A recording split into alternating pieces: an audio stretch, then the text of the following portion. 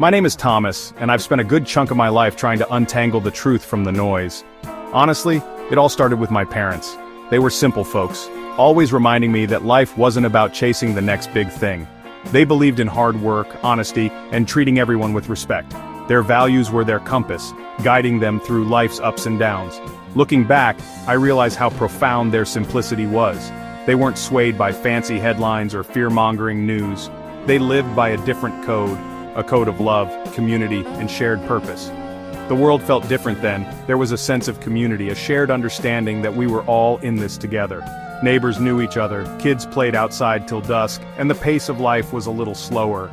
It wasn't perfect, of course, but there was an underlying sense of unity that seemed unbreakable. But somewhere along the way, things started to shift. The world outside our little bubble got louder, more chaotic. The media, once a source of information, became a relentless machine, churning out stories designed to grab our attention, often at the expense of truth. The news, especially, transformed into a never-ending cycle of crises, each one seemingly more dire than the last. It was as if the world was teetering on the brink of collapse, and we were all just helpless bystanders. This constant barrage of negativity began to seep into our collective consciousness, planting seeds of fear and uncertainty. And the more we consumed, the more we started questioning everything. We were led to believe that the world was a dangerous place, full of enemies lurking around every corner. This fear, in turn, bred division, turning neighbor against neighbor, citizen against citizen. One of the most insidious tactics employed is the what-if game. The media, politicians, and even corporations have become masters at painting worst-case scenarios, preying on our deepest fears and insecurities.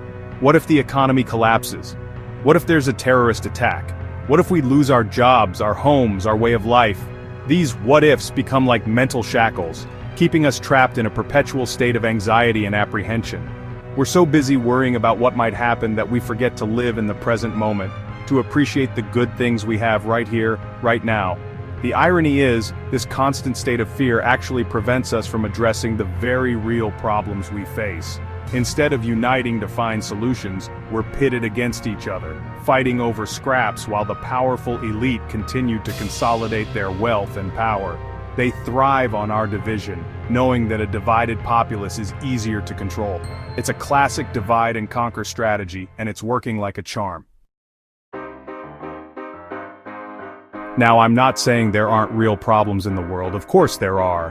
But the way these problems are presented, the narratives that are woven around them, often serve a hidden agenda.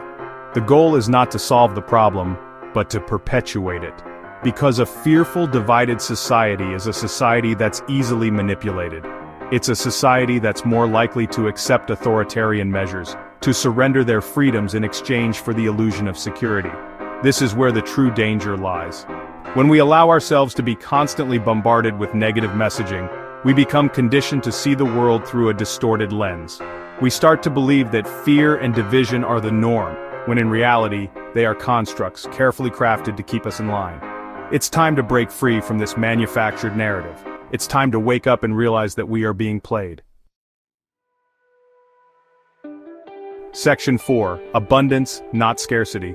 One of the biggest lies we've been sold is that there's not enough to go around, not enough resources, not enough wealth, not enough opportunities.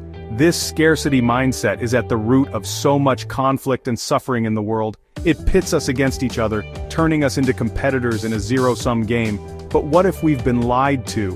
What if the real problem isn't scarcity but abundance?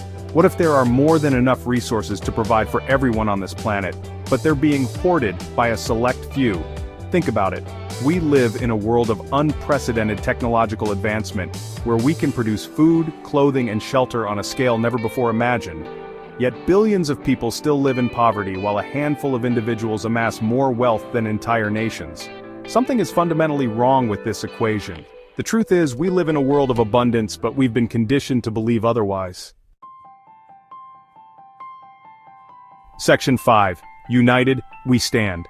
The key to breaking free from this illusion is unity. We need to stop seeing each other as enemies and start recognizing our shared humanity. We need to remember that we are all connected, all part of the same human family. The media thrives on division. It's how they keep us distracted, how they maintain control. But imagine what would happen if we turned off the noise, if we stopped buying into their narratives of fear and separation. Imagine if we started listening to each other again, if we started working together to create a more just and equitable world. The power of unity is undeniable.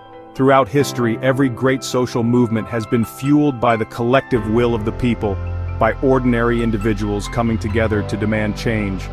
The civil rights movement, the women's suffrage movement, the anti-apartheid movement, all were testaments to the transformative power of unity. Let's choose love over fear. Let's choose unity over division. Let's choose hope over despair. We have the power to create a better world, but it starts with each and every one of us. The time for action is now. Let's build a world where everyone has the opportunity to thrive, where love, compassion, and understanding are the guiding principles. Let's create a future worthy of our children and grandchildren. The choice is ours.